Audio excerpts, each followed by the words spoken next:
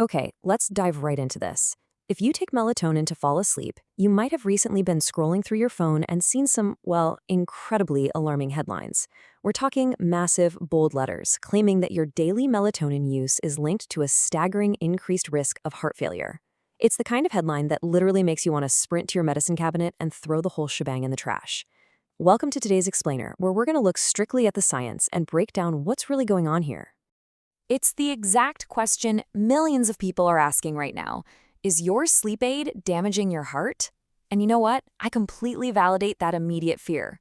When a shocking new study is presented at the American Heart Association's scientific sessions, people understandably sit up and listen. Sleep is supposed to be healing, right? So the idea that the very thing helping you get asleep might be destroying your cardiovascular system, it's terrifying. And this is the number that fueled the panic: 90%. Headlines across social media and news outlets blasted this terrifying statistic, claiming that daily, long-term melatonin use is allegedly linked to a 90% increased risk of new-onset heart failure. When you see a percentage that high, it feels pretty definitive. But as we know, a single number never tells the whole story. We've got to look under the hood. Section 1. What the data shows. Unpacking the AHA study. Let's look at the actual facts here. Researchers analyzed electronic health records from a massive global database involving over 130,000 adults with chronic insomnia over a 5-year period. They set specific parameters to track two matched groups. On one side, we have long-term use, which the study defined as having documented melatonin use for 12 months or more. And on the other side, a matched group of people who had absolutely no medical record of taking it at all. They put these two groups side by side to see what happened over those 5 years. The numbers here brilliantly illustrate a fundamental concept in health statistics: the difference between relative risk and absolute risk. The headline screamed a 90% higher chance, which is the relative jump from the first group to the second. But examine the actual absolute risk. The non-users had a 2.7% chance of developing new-onset heart failure. The long-term users? They had a 4.6% chance. So yes, relatively, that is a 90% increase. But in absolute terms, the risk jumped by less than 2 percentage points.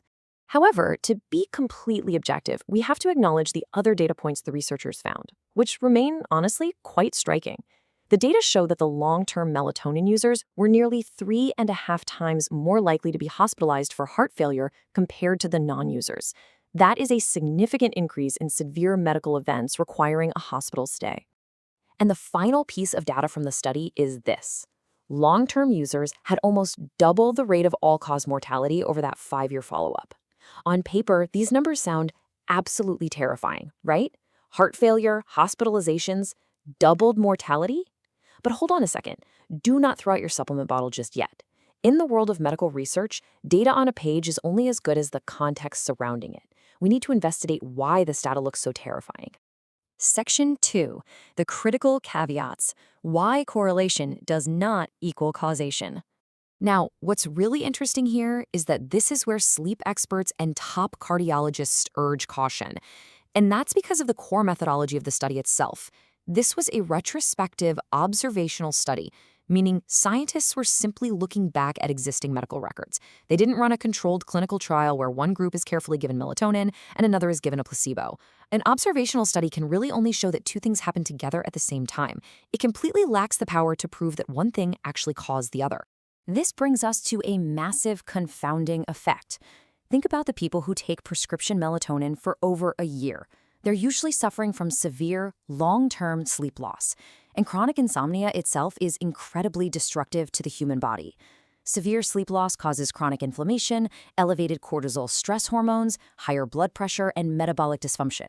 Every single one of these factors is an established, independent risk factor for heart disease.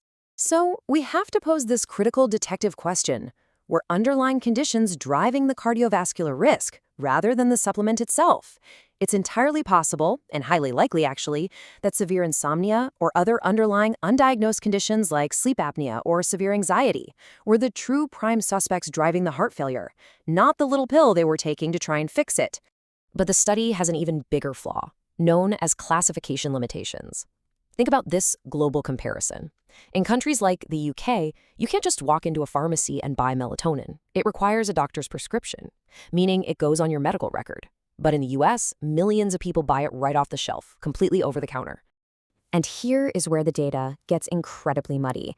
Because this study relied on electronic health records, if someone in the US bought over-the-counter melatonin for 3 years but never happened to mention it to their doctor, the database classified them as a non-user. This is a massive blind spot. It distorts the entire control group, meaning a significant chunk of these so-called non-users might have actually been taking melatonin all along, making the comparison highly inaccurate. Section 3. How melatonin actually works. The biology behind the hormone. To truly understand the risks, we need to know what this compound actually does. Melatonin isn't some synthetic sleeping pill. It's a natural hormone produced by the pineal gland in your brain, specifically in response to darkness. Its job isn't to knock you out cold.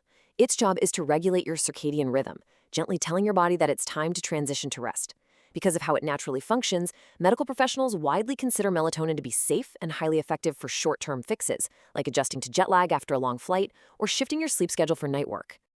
The problem arises when we look at how it's consumed today. Because supplements aren't tightly regulated by the FDA in many countries, over-the-counter products can vary drastically in their actual dosage. Studies have shown they can sometimes contain 3 to 4 times the amount of melatonin listed on the bottle. Taking massive, unverified doses of a hormone every single day for years on end is simply not how our bodies naturally process it. This is exactly why researchers emphasize that long-term cardiovascular safety data has been lacking up until now. Let's move to Section 4, your sleep action plan. Evidence-based takeaways. We want you to leave this explainer feeling empowered, so here is the bottom line. First, don't panic. This study highlights a statistical association that definitely warrants more research, but it is absolutely not a confirmed cause and effect link. Second, short-term use, like occasionally using it for jet lag or shift work, remains a well-supported and safe option. Third, and honestly most importantly, if you're relying on melatonin every single night for months or even years just to fall asleep, you really need to have a conversation with your doctor. If you're in that long-term boat, there are fantastic evidence-based alternatives that don't rely on indefinitely taking unverified supplements. You should definitely consider looking into cognitive behavioral therapy for insomnia, also known as CBTI, which has incredible success rates, or have a medical professional evaluate you for structural sleep issues like sleep apnea. These interventions offer genuine long-term sleep improvements by addressing the root of the problem. Which leaves us with this final thought for you to reflect on tonight. When it comes to your sleep health, ask yourself, are you treating the symptom or the cause? Popping a pill might mask the issue for a night, but true restorative health comes from understanding what your body is actually asking for. Thank you for joining me for this explainer, and keep asking the right questions.